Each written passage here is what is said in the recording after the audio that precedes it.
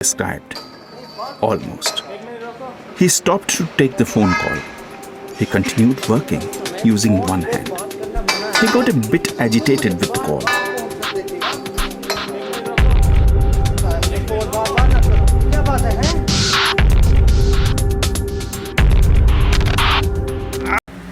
Welcome to the Danger Zone.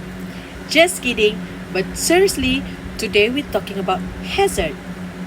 A hazard is anything can hurt you, break something, or cause trouble. It could be a situation, an object, or even the environment around you. Risk, that is how likely the hazard is to strike, and how bad the damage could be. In construction, scaffolding is like a superhero tool, but without safety, it turns into a villain. Common dangers include falling from high, tools dropping from above, unstable structures, and even electric shocks near power lines. Walking at height, one wrong step, and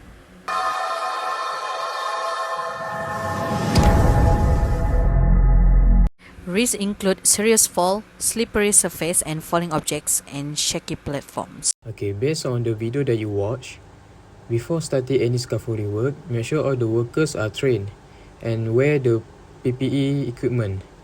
And then first, inspect the ground to ensure it firm and level. And then we place the base plates or adjustable jack to provide a stable foundation.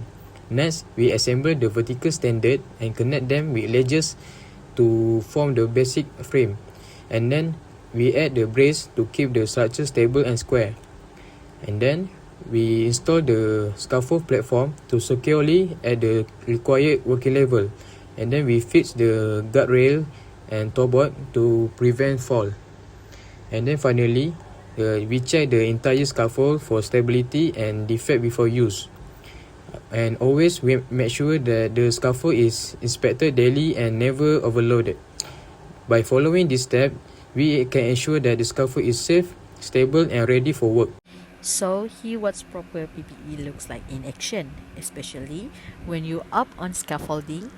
Notice how the worker use fall protection correctly.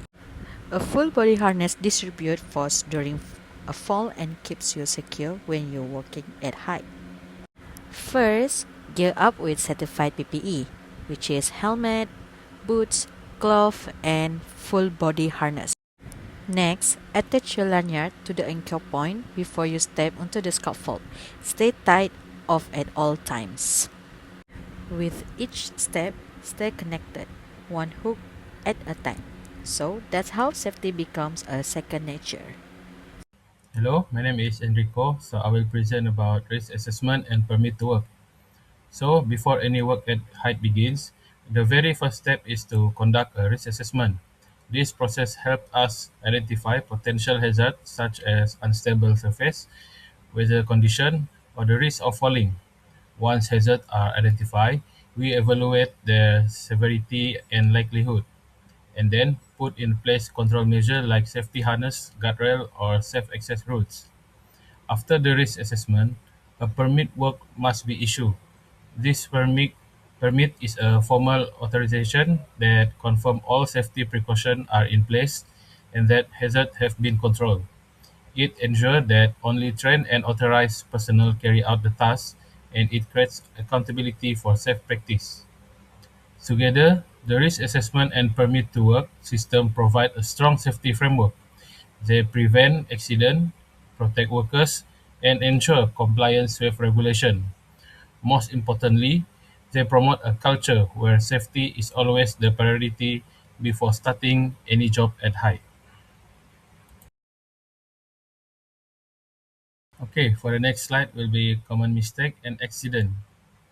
So, ignoring safety procedure when working at height often leads to tragedy. The majority of falls happen because basic protection are missing. One of the most mistake is the absence of guardrails. Without guardrails, workers are exposed to direct fall risk, especially on scaffold or elevated platform. Another frequent cause is unstable platform, where surfaces are not properly secure or inspected.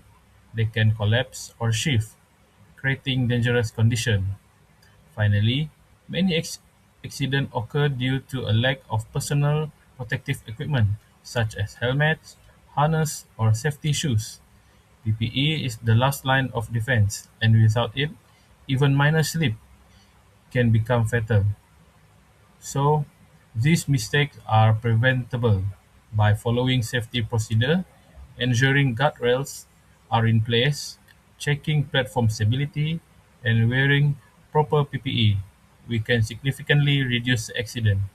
The key message is simple. Safety rules exist for a reason, and ignoring them puts life at risk.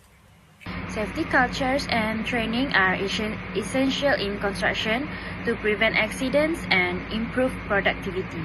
Daily briefings and toolbox meetings help to keep the safety awareness high, improve communication, and identify hazard early.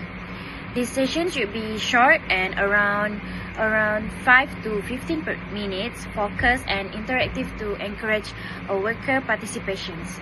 Visual aids can be used to improve their understanding. When conducted consistently and led by knowledgeable staff, toolbox talks help make safety and daily habit and create a safer working environment. In conclusion, safety is not just a rule. It's a responsibility that we all can share. By applying proper scaffolding practices and using fall protections correctly, we can prevent accidents before they happen. A safe site creates confident workers, better teamwork, and a higher productivity. When everyone is committed to safety, we make sure that every worker goes home safely every single day. Work smart, stay safe. Iyong makeup ito chanting, paling asing, paling classy, paling sa